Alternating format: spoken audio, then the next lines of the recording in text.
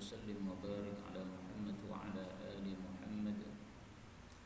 اللهم انفعنا بما علمتنا وعلمنا ما ينفعنا وزدنا علما وبارك لنا في علمنا وارزقنا الإخلاص في القول والعمل كاملا وعلما نافعا لا ينسى وتوفيقا دائما وصحة ويقينا وعافية. اللهم افتح لنا كل خير، اللهم اكفنا بحلالك عن حرامك وأغننا بفضلك عمن سواك، آمين يا رب العالمين. Alhamdulillah, kaum muslimin rahimakumullah, kita lanjutkan tafsir Quran sehari sehalaman dan kita sudah sampai pada bagian akhir dari surah Yunus. Kita lanjutkan dengan 5 ayat surat Hud pada halaman 221. Kita baca seperti biasa dengan qiraah Ibnu Katsir. A'udzu billahi minasy syaithanir rajim. Wa in yamsaskallahu bidurrin fala kashifa lahu illa hu wa in yuridka bi khairin fala radda li fadlihi yusibu bihi man yasha'u min ibadihi wa huwal ghafurur rahim. Qul ya ayyuhan nasu qad ja'akumul haqqu min rabbikum faman ihtada fa innama yahtadi li nafsihi wa man dhalla fa innama yadhillu 'alayha wa ma ana 'alaykum biwakil. Wattabi' ma yuha ilayka wasbir hatta yahkum Allah wa huwa khairul hakimin. Bismillahirrahmanirrahim. Alif lam ra. Kitabun uhkimat ayatuhu thumma fussilat min ladun hakimin khabir. Alla ta'budu illallah innani lakum minhu nadhirun wa bashir. Wa an istaghfiru rabbakum thumma tubu ilayhi yumatti'kumu mata'an hasanan ila ajalin musamma wa yu'ti kulli dhi fadlin fadlahu wa in tawallaw fa inni akhafu 'alaykum 'adhaba yawmin kabir. Ila Allahi marji'ukum wa huwa 'ala kulli shay'in qadir. Ala innahum yathnuna sudurahum liyastakhfu minhu ألا حين يستغشون ثيابهم يعلم ما يسرون وما يعلنون إنه عليم بذات الصدور. Alhamdulillahirrabbilalamin. Itulah tadi qiraat Ibnu Katsir untuk bagian akhir dari surah Yunus. Dan pada ayat-ayat yang kita baca ini ada beberapa kata yang boleh dibaca dengan 2 bacaan. Yang pertama pada ayat 107 wa huwa, ini seperti biasa ha boleh disukun wa huwa. Kemudian ayat 108 qad ja, ini dal ketemu jim boleh di idghamkan qad ja. Kemudian pada ayat 109 wa huwa boleh disukun wa huwa. Kemudian pada surat Hud pada ayat yang ketiga fa inni, ini ya-nya boleh di fathah menjadi fa inniya. Dan ayat yang keempat wa huwa ha boleh disukun. Kemudian pada ayat yang kelima ya'lamu ma, ini mim ketemu mim, ini boleh idgham menjadi ya'lam ma. Dan ini semua adalah qiraat mutawatirah yang sumbernya dari Sayyidina Rasulullah sallallahu alaihi wasallam. Adapun tafsir ringkasnya, Allah Subhanahu wa taala mengatakan pada surah Yunus ayat 107, wa in, dan jika yamsaskallahu, Allah Subhanahu wa taala menimpakan kepada engkau bidurrin, kemadaratan, fala kashifa, maka tidak ada yang bisa menyingkapkan lahu, terhadap kemadaratan itu, illa, kecuali huwa, dia Allah. Sebaliknya, wa in, dan jika yuridka, dia menghendaki kepadamu bi khairin, kebaikan, fala radda, maka tidak ada yang bisa menolak li fadlihi, terhadap karunia Allah Subhanahu wa taala. Yusibu, Allah menimpakan, bihi, dengannya, nya kembali kepada karunia dan madarat, may yasha, kepada siapapun yang dia kehendaki, min ibadi, dari hamba-hambanya. Wahwa, dan dia Allah itu al-ghafuru, maha pengampun, ar-rahimu, maha penyayang. Kaum muslimin rahimani wa rahimakumullah, ayat ini ringkasnya menunjukkan bahwa kemanfaatan dan kemadaratan semuanya di tangan Allah. Kebaikan dan keburukan semuanya di tangan Allah. Allah yang menciptakan kebaikan, Allah yang menciptakan keburukan. Kalau Allah menghendaki kebaikan, tidak bisa ditolak. Kalau Allah menghendaki keburukan, sama juga. Dan makna ini kita temukan dalam beberapa dalil. Contoh, Allah Subhanahu wa taala mengatakan, biyadikal khairu innaka ala kulli syai'in qadir. Biyadika, hanya di tanganmu, al khair, kebaikan. Maksudnya kebaikan dan keburukan semuanya di tanganmu, atas kekuasaanmu. Surat Al-Imran ayat 26. Demikian juga Allah Subhanahu wa taala mengatakan fa'alul lima yurid. Dua kali Allah mengatakannya pada surat Hud ayat 107, inna rabbaka fa'alul lima yurid. Demikian juga pada surat Al-Buruj ayat 16, fa'alul lima yurid. Allah selalu bisa melakukan apapun yang dia kehendaki. Kita ambil beberapa faedah dari ayat ini. Faedah yang pertama, bidurrin, kemadaratan. Contohnya sakit. Kalau Allah menghendaki kita sakit, tidak bisa menyembuhkan sakit selain Allah.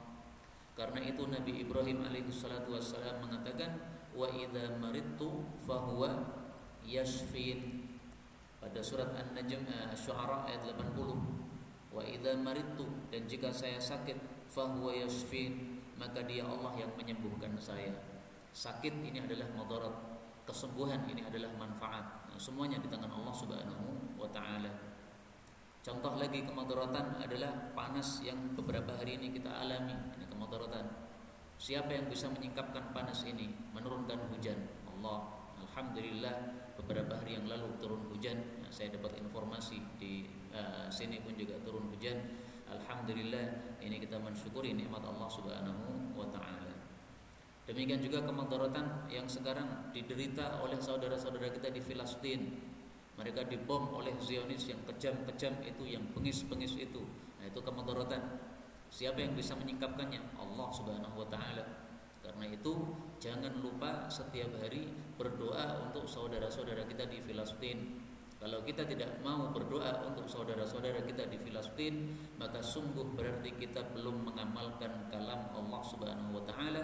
Allah mengatakan, innamal mu'minuna ikhwatun. Sesungguhnya tiada lain orang-orang beriman itu seperti saudara senasab. Artinya, kalau ada saudara kita yang mengalami musibah, maka kita sebagai saudara pasti harus tergerak hatinya untuk menolongnya dan menyelamatkannya. Apakah mungkin kita lewat dalam satu jalan, kemudian ada adik kita jatuh di situ, tabrakan, kena musibah, kemudian kita lewat begitu saja? Padahal itu adalah adik kita atau mas kita atau mbak kita. Gak mungkin lah. Pasti kita berhenti, berikan pertolongan. Nah, demikian juga kalau ada kejadian di Palestina dan kita tidak ambil andil apapun, maka sungguh kita belum melakukan perintah Allah Subhanahu wa taala tersebut. Kemudian faedah berikutnya, khairin, kebaikan. Apa maksudnya kebaikan? Ya contohnya kalau tadi kemadaratan adalah sakit, nah berarti kebaikan adalah sehat, harta, kenikmatan, keamanan. Nah, ini semuanya adalah kebaikan. Tidak ada yang bisa menolaknya kecuali Allah Subhanahu wa taala menghendakinya. Dan ucapan ini bahwa tidak ada yang bisa menolak kehendak Allah. Kalau Allah menghendaki kebaikan atau Allah menghendaki keburukan, ini adalah ahaqqu ma qala al-'abd. Sesuatu yang paling pantas diucapkan oleh hamba. Sebagaimana diriwayatkan oleh Imam Muslim bahwasanya Rasulullah sallallahu alaihi wasallam ketika i'tidal mengucapkan sami Allahu liman hamidah, kemudian rabbana walakal hamdu mil'as samawati wa mil'al ardi wa mil'a ma syi'ta min syai'in ba'du, kemudian ahlas sana'i wal majdi ahaqqu ma qala al-'abdu. Ini yang berkaitan dengan penjelasan saya. Ahaqqu ma qala al-'abdu, yang paling berhak untuk diucapkan oleh hamba. Wa kulluna laka 'abdun, dan kami semua adalah hambamu. Apa yang paling berhak kita ucapkan? Allahumma la mani'a lima a'tait. Ya Allah, tidak ada yang bisa menolak apa yang Engkau beri. Wala mu'tiya lima mana'ta, tidak ada yang bisa memberi apa yang Engkau tolak. Wala yanfa'u dzal jaddi minkal jadd, dan tidaklah berguna kekayaan itu kepada orang yang punya kekayaan dari siksamu sama sekali. Nah, maka ayat ini ya, wa iyamsaskallahu bidurrin dan seterusnya, ini termasuk kalimat yang paling berhak diucapkan oleh seorang hamba, karena kita mengakui bahwasanya kebaikan dan keburukan semuanya di tangan Allah Subhanahu wa taala. Faedah berikutnya, yusibu bihi, Allah menimpakan dengannya. Nah, ini kembali kemana? Kembali ke dua-duanya, madarat dan kebaikan. Kalau kembali kepada dua-duanya, kenapa kok bihi? Yang belajar bahasa Arab paham bahwasanya kalau dua mestinya bihima, tapi di sini kok bihi? Hi kan untuk satu saja kan? Nah, maka ini bisa dijawab bahwasanya bihi ini kembali kepada al-madhkur yang sudah disebutkan tadi. Apa yang sudah disebutkan tadi? Ternyata dua. Yang pertama durrin, ini sudah madhkur, sudah disebutkan. Khairin, ini juga sudah madhkur. Nah, al-madhkur ini adalah mufrad, sehingga boleh dengan kata-kata bihi. Saya kasih contoh lagi supaya lebih jelas.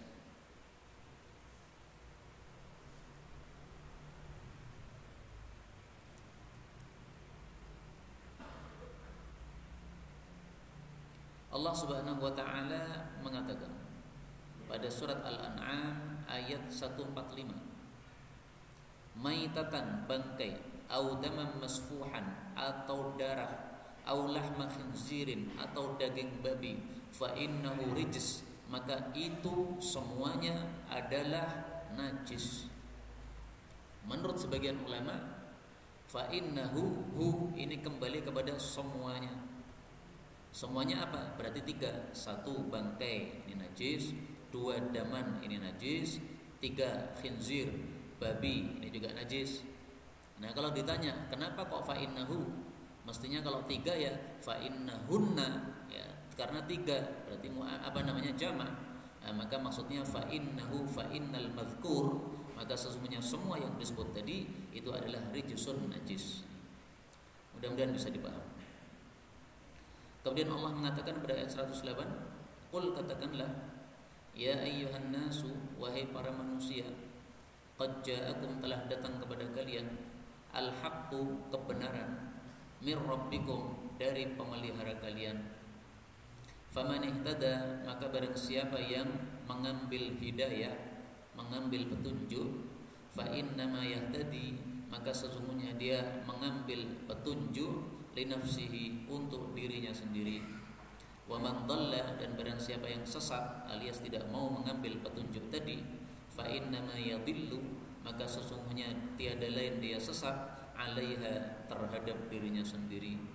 Wa ma ana, dan tidaklah saya Nabi Muhammad sallallahu alaihi wasallam, alaikum, terhadap kalian, biwakil, pengurus. Maksud ayat ini adalah bahwasanya Allah sudah menurunkan Quran. Quran diturunkan untuk hidayah manusia. Tapi manusia ada yang mengambil Quran sebagai hidayah, ada yang tidak peduli terhadap Quran. Maka yang mengambil Quran sebagai hidayah, dia akan mendapatkan manfaat dari hal itu. yang tidak peduli dengan Quran, dia akan mendapatkan madarat dari itu. Maka kalau kita menggunakan Quran, manfaatnya, maslahatnya kembali untuk diri kita sendiri. Kalau kita tidak mau pakai Quran, maka madaratnya menjadi bumerang terhadap diri kita sendiri. Ini makna dari ayat ini. Kita ambil beberapa faedah.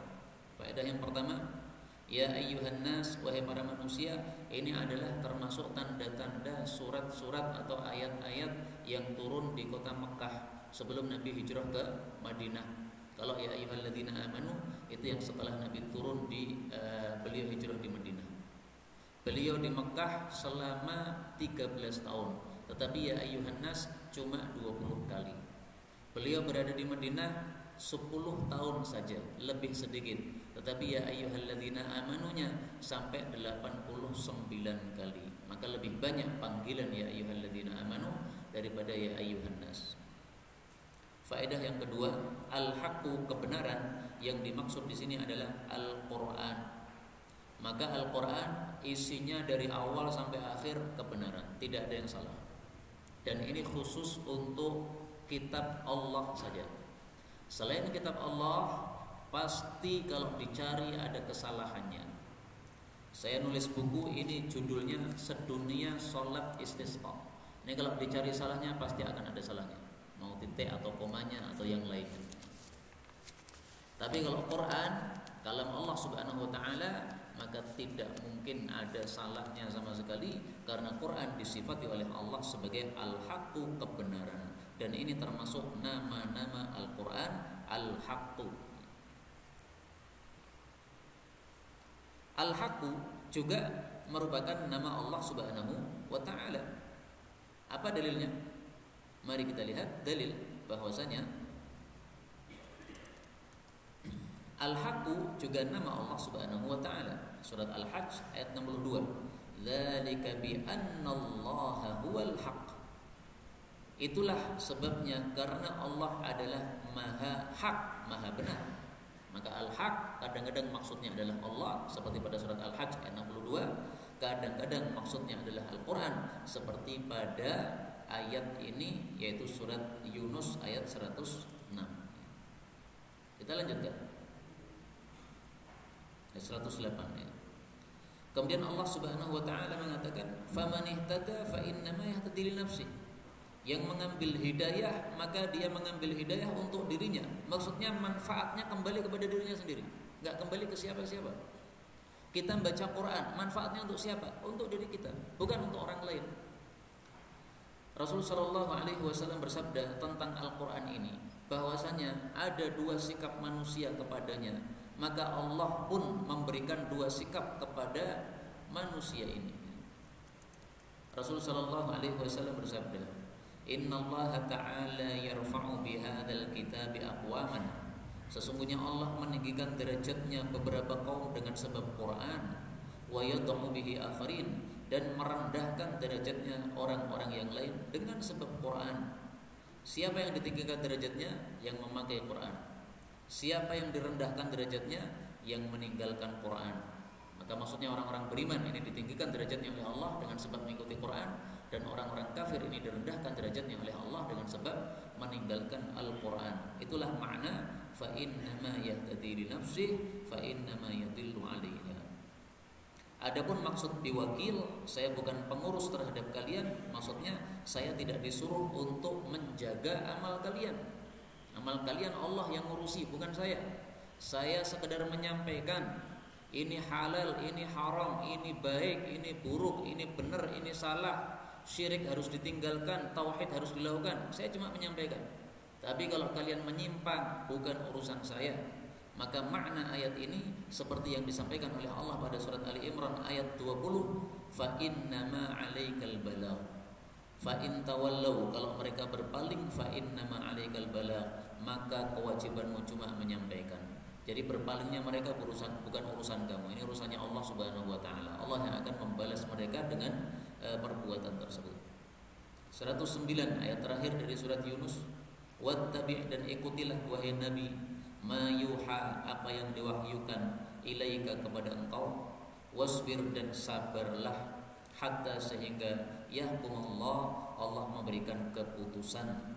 Wa huwa, dan dia Allah itu khairul hakimin, sebaik-baik zat yang memberikan keputusan. Sampai di sini sudah selesai surah Yunus. Alhamdulillahirabbil alamin. Ayat ini menyerukan dua hal. Yang pertama, mengikuti wahyu dari Allah Subhanahu wa taala. Dan wahyu ini mencakup dua, satu Al-Qur'an dan dua adalah As-Sunnah. Maka apapun yang disampaikan oleh Nabi, As-Sunnah atau Al-Quran, kita wajib untuk mengikutinya. Yang kedua, perintah untuk sabar sampai Allah memberikan keputusan. Yang dimaksud keputusan di sini adalah Allah menolong wali-walinya dan Allah menyiksa musuh-musuhnya. Maka Rasulullah disuruh terus sabar dalam berdakwah.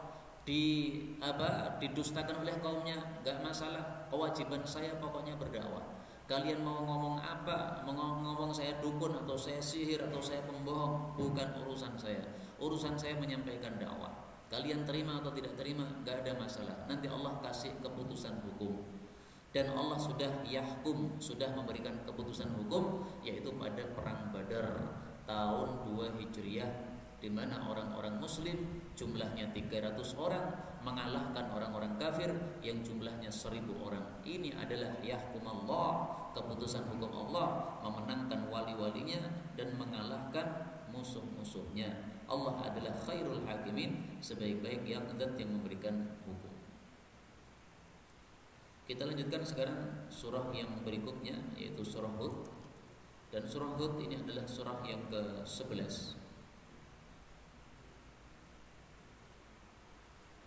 Dan surah Hud dimulai dengan Alif Lam Ra, sebagaimana surat Yusuf yang dimulai dengan Alif Lam Ra. Ada 5 surat yang dimulai dengan Alif Lam Ra. Yang pertama surah Yunus, kemudian surah Hud, kemudian surah Yusuf, ini urut 10, 11, 12. Kemudian surat 13 tidak. Kemudian surah 14 Ibrahim juga Alif Lam Ra. Surah 15 Al-Hijr juga Alif Lam Ra. Jadi dari surat 10 sampai surat 15 kecuali surat 13 ini semuanya dimulai dengan Alif Lam Ra. Maka tafsirnya sama dengan kemarin. Masih ingat okay? Alif Lam Ra, menurut mayoritas para ulama tidak ada yang tahu tafsirnya selain Allah. Tujuannya Alif Lam Ra ini menantang orang-orang kafir. Kalau kamu mengatakan Quran buatan Nabi Muhammad, coba kamu buktikan, buat Quran seperti Quran ini. Kalau bisa berarti betul ini buatan Muhammad.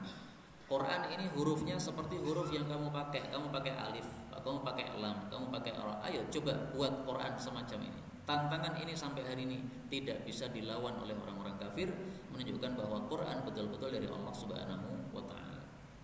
Sebagian berpendapat alif itu adalah Allah, lam itu adalah Jibril, ra itu adalah Rasulullah. Artinya Quran itu turunnya dari Allah lewat malaikat Jibril kepada Nabi Muhammad sallallahu alaihi wasallam. Dan biasanya setelah huruf-huruf yang begini ini, alif lam ra, alif wal lam mim dan sebagainya, pastinya Allah setelahnya bicara tentang Quran. Termasuk di sini Allah mengatakan kitabun, ini adalah satu kitab yaitu Al-Quran. Uhkimat, yang telah dikokohkan, ayatuhu, ayat-ayatnya. Tsumma fussilat, kemudian dijelaskan. Dari mana datangnya? Min ladun, dari hadapan, hakimin, zat yang maha bijaksana yaitu Allah, khabirin, yang maha mengetahui. Jadi Allah di sini menegaskan bahwa Quran itu ayat-ayatnya sudah dikokohkan. Apa makna dikokohkan? Ada 2 tafsiran. Yang pertama, dikokohkan artinya Quran ini tidak ada kitab yang lain yang menghapusnya.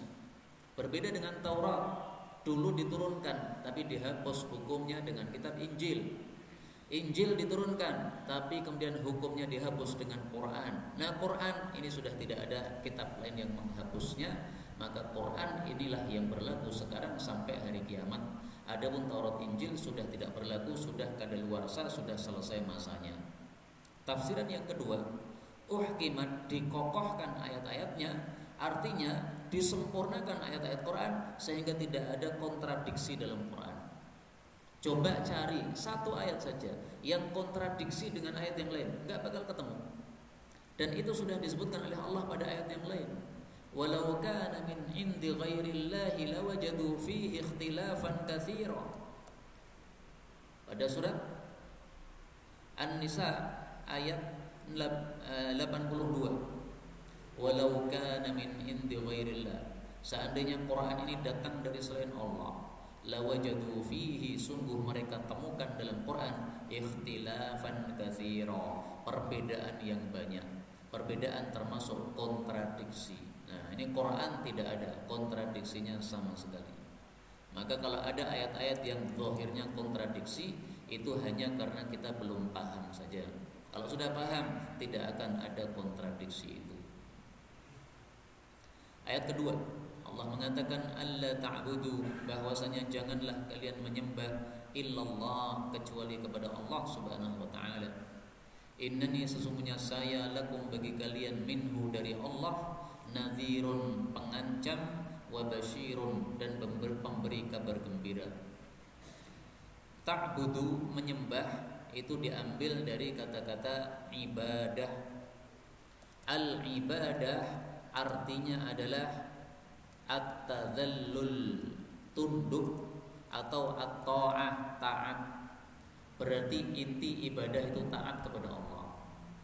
Maka ketika Allah Subhanahu wa taala mengatakan alla ta'budu illallah, jangan menyembah kecuali kepada Allah, artinya jangan taat kecuali kepada Allah Subhanahu wa taala.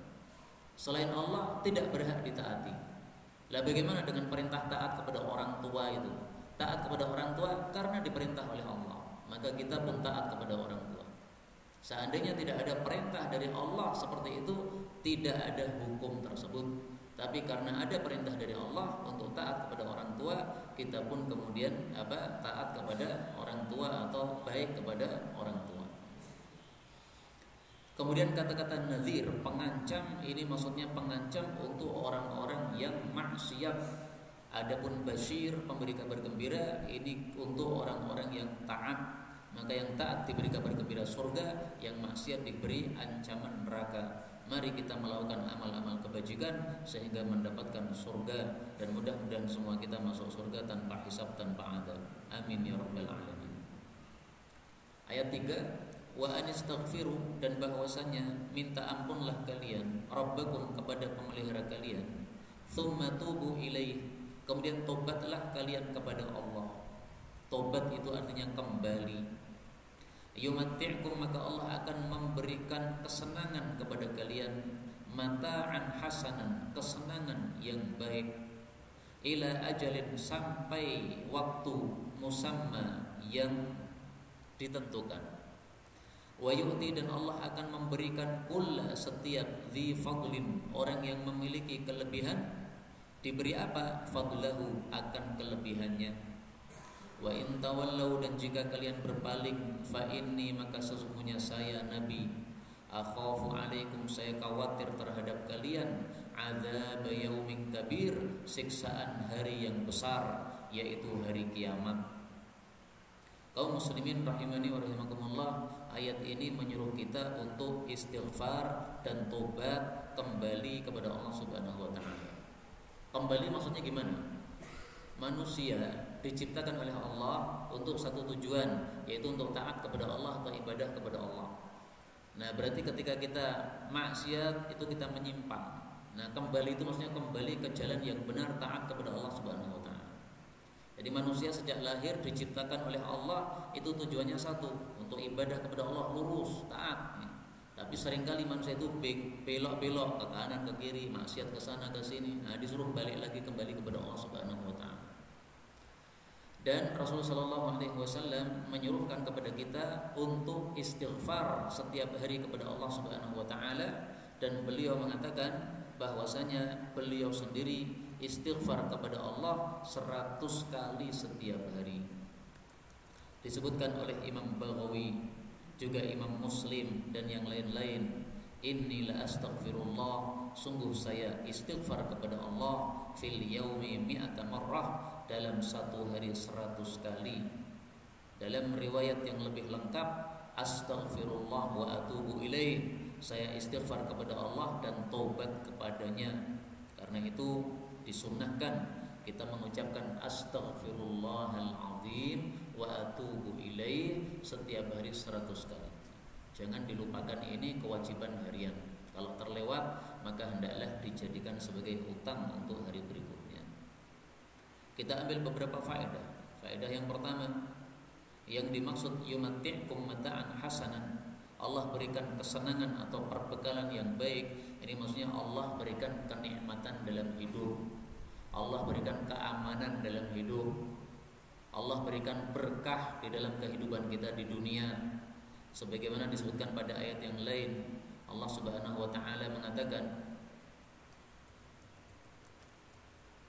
pada surat Nuh ayat 10, 11 dan seterusnya, istaghfiru rabbakum, mintalah ampun kepada Allah, innahu kana ghaffara. Kalau minta ampun bagaimana? Yursilis samaa 'alaikum midrara, Allah kirim air hujan dengan deras. Wa yumdidukum bi amwali wa banina wa yaj'al lakum jannati wa yaj'al lakum anhara. Allah tambahkan harta-harta dan anak-anak, dan Allah berikan kebun-kebun dan juga sungai-sungai. Itulah makna yumatti'kum mata'an hasana. Sampai kapan nikmat itu diberikan? Ila ajalin musamma, sampai waktu yang ditentukan. Maksudnya ajal kita masing-masing. Mati usia berapa sudah ditentukan oleh Allah Subhanahu wa taala.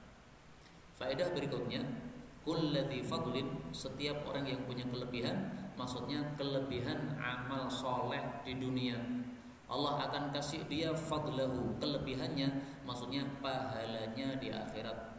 Jadi fadlin yang pertama ini adalah amal soleh di dunia, fadlahu yang kedua ini maksudnya pahalanya di akhirat kelak. Artinya tidak ada amalan yang disia-siakan oleh Allah.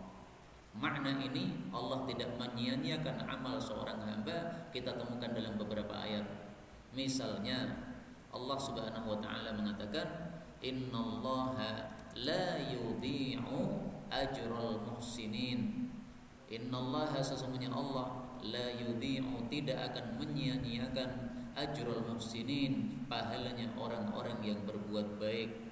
Jadi perbuatan baik meskipun tidak diketahui orang, pasti ada balasannya dari Allah Subhanahu wa taala. Karena itu mari kita rajin berbuat baik, karena kita enggak tahu mana perbuatan baik kita yang diterima atau yang ditolak oleh Allah Subhanahu wa taala. Kemudian yang dimaksud yaumin kabir, hari yang besar, ini adalah hari kiamat. Karena tidak ada hari yang lebih besar daripada kejadian kondisi hari kiamat. Hari kiamat disebut juga yaumin azim pada ayat yang lain. Nanti bisa dilihat pada surah Al-An'am ayat 15. Yaumin azim, hari yang agung, atau yaumin kabir, hari yang besar, sama maknanya. Allah mengatakan ilallahi, hanya kepada Allah, marji'ukum, tempat kembali kalian. Wa huwa, dan dia Allah, ala kulli syai'in, atas segala sesuatu, qadirun, maha kuasa. Ayat ini berita tapi maksudnya ancaman. Hanya kepada Allah kembali kalian. Berita kan, tapi maksudnya ancaman. Diingatkan oleh Allah, kamu nanti setelah mati akan kembali kepada Allah. Lalu apa? Allah informasikan amalmu masing-masing. Lalu apa? Akan dibalas oleh Allah Subhanahu wa taala. Maka ayat ini seolah-olah Allah mengatakan, perhatikan amalmu. Kalau amalmu baik akan kami balas dengan kebaikan, kalau amalmu buruk akan kami balas dengan keburukan. Maka ini semuanya ayat berita, tetapi maksudnya atau mengandung ancaman dari Allah Subhanahu wa taala. Ayat 5, ayat terakhir, Allah mengatakan, ala, ketahuilah, innahum, sesungguhnya mereka, yaitu orang-orang kafir, yathnuna, mereka menutupi, sudurahum, dada-dada mereka, maksudnya menyembunyikan isi hati mereka, liyastakhfu, supaya mereka itu menyembunyikan diri, minhu, dari Allah Subhanahu wa taala. Jadi orang-orang kafir, mereka merasa bahwa menyimpan dalam hati mereka apa yang mereka simpan itu tidak diketahui oleh Allah. Ini keyakinan orang-orang kafir. Orang-orang beriman mereka yakin 100% tidak ada bagi Allah Subhanahu wa taala sesuatu yang tersembunyi. Allah menyebutkan dalam banyak ayat, contohnya pada surat Yunus ayat 61 sudah lewat, wa ma ya'zubu 'an rabbika, tidak ada yang tersembunyi dari Allah, mim mithqali dzarratin, seberat dzarrah, fil ardi wala fis sama, baik di bumi maupun di langit, wala asghar, tidak pula lebih kecil, wala akbar, tidak pula lebih besar, illa fi kitabim mubin, kecuali sudah ditetapkan di dalam catatan yang nyata. Ini surat Yunus ayat 61. Demikian juga Allah Subhanahu wa taala menyebutkan pada surat Saba ayat 3, sama, alimil ghaib, Allah mengetahui yang gaib, la ya'zubu anhu mithqalu dzarratin fis samawati wala fil ard wala asgharu min dzalika wala akbaru illa fi kitabim mubin. Sama dengan surat Yunus, bedanya kalau pada surat Saba ini wala asgharu, tetapi pada surat Yunus ini wala asghara, ra-nya di fathah. Yang dimaksud yasnun, mereka menyembunyikan isi dada mereka. Ini maksudnya menyembunyikan permusuhan dan kebencian kepada Nabi Muhammad SAW. Jadi hati mereka kalau dibuka, isinya adalah permusuhan dan kebencian kepada Nabi Muhammad SAW. Mereka kira isi hati mereka itu tidak diketahui oleh Allah Subhanahu wa taala, sehingga mereka merasa aman. Gak apa-apa, bunuh Muhammad, yang penting disembunyikan permusuhan ini sehingga tidak diketahui oleh Allah Subhanahu wa taala. Maka sikap mereka ini menganggap bahwa tingkah mereka tidak diketahui oleh Allah dicela oleh Allah Subhanahu wa taala dalam ayat ini. Allah mengatakan, ala ketahuilah, hina, ketika, yastaghsyun, mereka menutupi kepala, thiyabahum, dengan baju-baju mereka, dengan kain-kain mereka, ya'lamu, Allah mengetahui, ma yusirrun, apa yang mereka sirkan, rahasiakan, wa ma yu'linun, dan apa yang mereka tampak-tampakkan. Innahu, sesungguhnya dia Allah, alimun, maha mengetahui, bidzati sudur, dengan isinya dada-dada, maksudnya isi hati manusia. Jadi orang-orang kafir mereka menganggap bahwasanya kalau mereka sudah tutup kepala mereka, maka sudah tidak diketahui oleh Allah Subhanahu wa taala. Ini dicela oleh Allah. Ketika mereka tutupi kepala mereka dengan kain mereka, Allah tahu apa yang mereka tampakkan dan Allah tahu apa yang mereka sirkan. Karena bagi Allah sir dengan tampak tidak ada bedanya. Bagi Allah tidak ada yang susah. Memulai dengan mengulangi mudah dua-duanya. Kalau manusia pasti berbeda. Memulai lebih susah, mengulangi lebih mudah. Bagi manusia pasti berbeda antara tampak dengan yang tidak tampak. Apa yang di depan laptop saya ini tidak tampak bagi saya, tampak bagi panjenengan. Tapi yang di layar ini tampak bagi saya, tidak tampak bagi panjenengan. Nah, maka manusia itu sikapnya berbeda. Dia tidak mengetahui segala sesuatu. Dia hanya mengetahui yang yu'linun, yang tampak saja. Yang yusirrun, yang tidak tampak, tidak diketahui oleh manusia. Makna ini bahwasanya Allah sama saja baginya, baik yang tampak maupun yang tidak tampak, disebutkan di dalam ayat yang lain. Pada surat Ar-Ra'd ayat 10, sawa'un minkum, sama di antara kalian, man asarral qawla, orang yang mensirkan ucapannya, wa man jahara bih, dan orang yang mengeraskan ucapannya. Ini ayat ini turun gara-gara ada orang kafir bodoh mengatakan Allah mengetahui suara kita yang keras, tapi Allah tidak mengetahui bisik-bisik kita. Maka Allah turunkan ayat ini, sawa'un minkum man asarral qawla wa man jahara bih. Bagi Allah sama saja. Wa man huwa mustakhfim bil lail, orang yang sembunyi di malam hari, wasaribum bin nahar, dan yang berjalan di siang hari, bagi Allah sama. Enggak ada bedanya. Gelap terang bagi Allah sama, bagi manusia tidak sama. Nah, inilah perbedaan antara Allah Subhanahu wa taala dengan makhluknya. Kemudian tadi saya katakan bahwasanya sama bagi Allah, apakah memulai atau mengulangi, tidak ada susahnya bagi Allah Subhanahu wa taala. Mari kita lihat dalilnya. Allah sebutkan pada surat Ar-Rum ayat 27. Wa huwal ladzi yabda'ul khalq. Allah itulah yang menciptakan makhluk. Tsumma yu'iduh. Lalu Allah akan mengulangi lagi makhluk tadi setelah mati dibangkitkan lagi. Wa huwa ahwanu alaihi. Dan mengulangi itu lebih mudah bagi Allah. Apa maksudnya mengulangi lebih mudah bagi Allah? Para ulama tafsir mengatakan kullun alaihi hayyin. Semuanya bagi Allah mudah, tidak ada yang susah. Mau memulai atau mau mengulangi, semuanya mudah bagi Allah. Adapun di sini Allah mengatakan mengulangi lebih mudah, itu karena Allah mengajak bicara manusia yang pahamnya manusia itu namanya mengulangi pasti lebih mudah daripada memulai.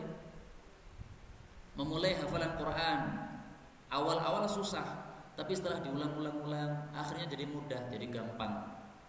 Awalnya satu halaman kita mulai menghafal susah, setelah hafal lancar maka tidak usah melihat lagi, sudah hafal gampang. Nah itu manusia.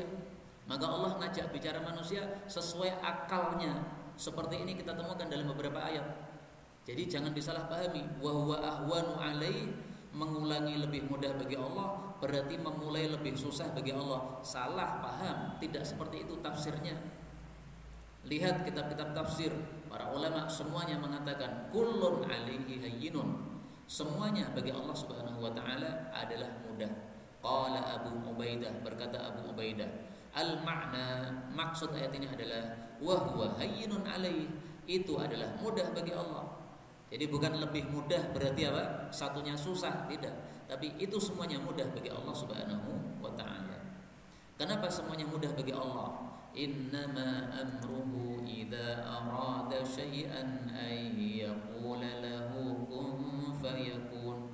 Tiada lain perintahnya Allah jika menghendaki sesuatu cukup mengatakan kun, maka sudah akan terjadi apa yang dikehendaki oleh Allah Subhanahu wa taala. Kemudian ayat ini ditutup dengan penjelasan bahwasanya Allah itu Maha mengetahui terhadap isi hati manusia. Maka tidak mungkin manusia bisa menyembunyikan isi hatinya dari Allah Subhanahu wa taala. Dan surat ini, surat Hud, adalah nama seorang nabi, sebagaimana surat Yunus itu juga nama seorang nabi. Ada beberapa surat yang namanya adalah nama-nama para nabi.